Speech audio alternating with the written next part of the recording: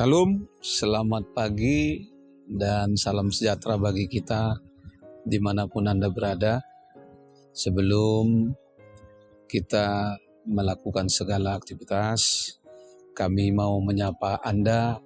Selamat ulang tahun bagi Anda yang merayakan ulang tahun kelahiran dan juga ulang tahun pernikahan.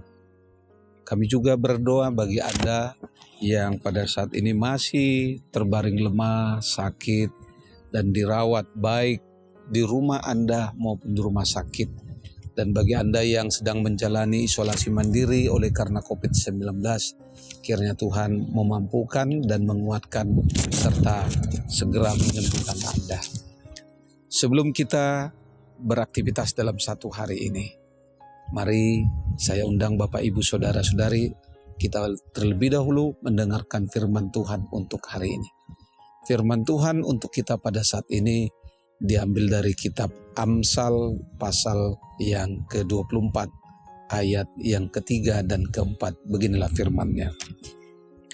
Dengan hikmat rumah didirikan, dengan kepandaian itu ditegakkan, dan dengan pengertian kamar-kamar diisi, dengan bermacam-macam harta benda yang berharga dan menarik. Demikian firman Tuhan. Saudara-saudari yang terkasih di dalam Tuhan kita Yesus Kristus, semua orang bercita-cita dan memiliki keinginan untuk memiliki dan mempunyai sebuah rumah.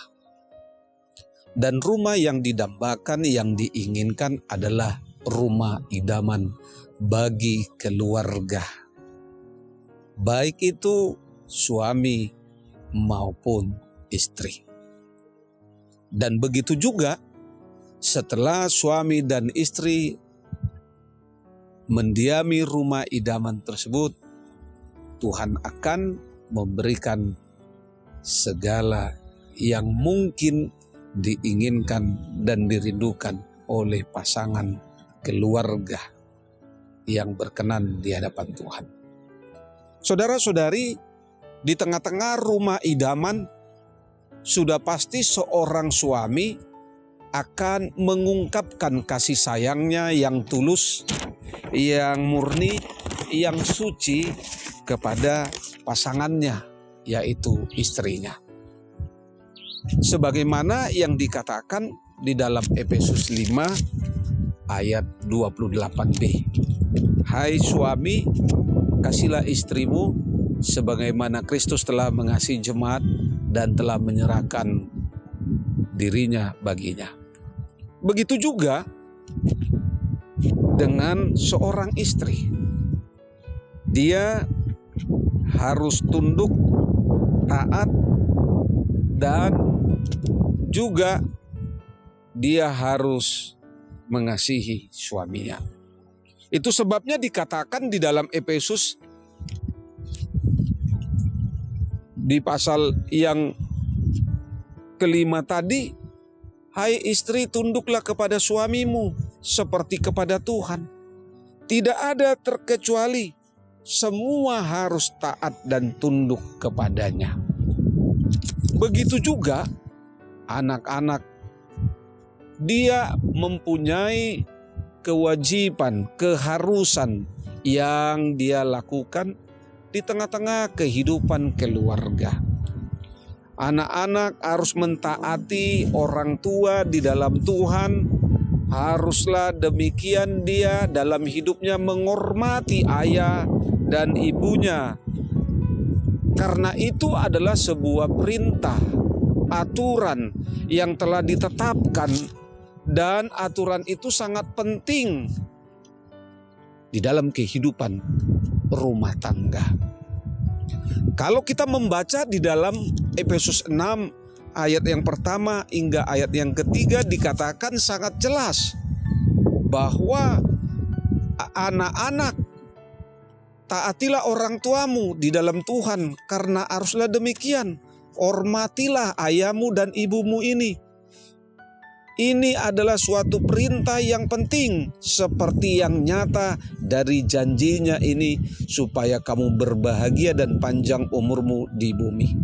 Suami, istri, dan anak-anak hendaklah bisa dan harus memahami akan hal ini sebagai awal langkah pertama untuk berdirinya, untuk bangkitnya, untuk bangunnya sebuah rumah idaman yang akan didirikan, yang akan dibangun. Jika masing-masing anggota keluarga, suami, istri, dan anak membangun rumahnya dengan hati, itu bisa mengakibatkan, bisa mendatangkan, dan dapat terlaksana jika masing-masing menjalankan perannya dengan penuh tanggung jawab, dengan penuh kepedulian dan kepatuhan kepada Tuhan. Suami sebagai kepala sekaligus ayah akan bertanggung jawab untuk menjaga, merawat, memelihara keperluan, kebutuhan, apa yang diinginkan, apa yang diperlukan dalam keluarga, yaitu jasmani dan rohani keluarganya.